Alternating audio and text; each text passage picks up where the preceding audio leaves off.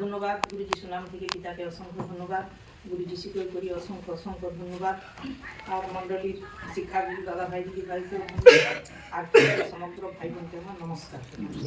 তা এতক্ষণ কি আমরা কি সুন্দর সুন্দর বাক্য শুনলাম, সেই শুনে শুধু নয়, সেই বাক্যগুলাকে যেন যথারীতি আমরা যেন নিজেদের হৃদয়ের মধ্যে গেঁথে রাখি, আর সেই বাক্য অনুসারে যেন চলতে পারি।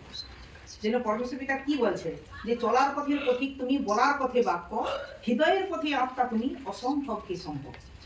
চলার পথে পথিক, চলার পথে আমাদের সঙ্গে সঙ্গে পথিক হিসাবে কে আছে? দৃষ্টিদাতা। হ্যাঁ, সবাই মানে সবাইকে সোজা পথে নিয়ে যাবে, সেই ঈশ্বরই আছে। চলার পথের পথিক তুমি, বলার পথে বাক্য, যে স্বয়ং ঈশ্বর।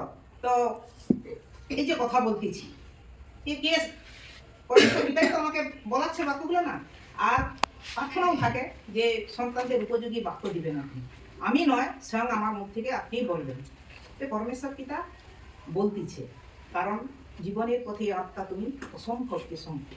সেই পবিত্র আত্মা আমাদের মধ্যে আছে, আর সেই মধ্য থেকে পরমেশ্বর পিতা তার সন্তানদের দ্বারা সেই কথাগুলো পরিবেশন করছে, তার উপস্থিত আরো অন্যান্য যেসব সন্তান আছে তাদের জন্য।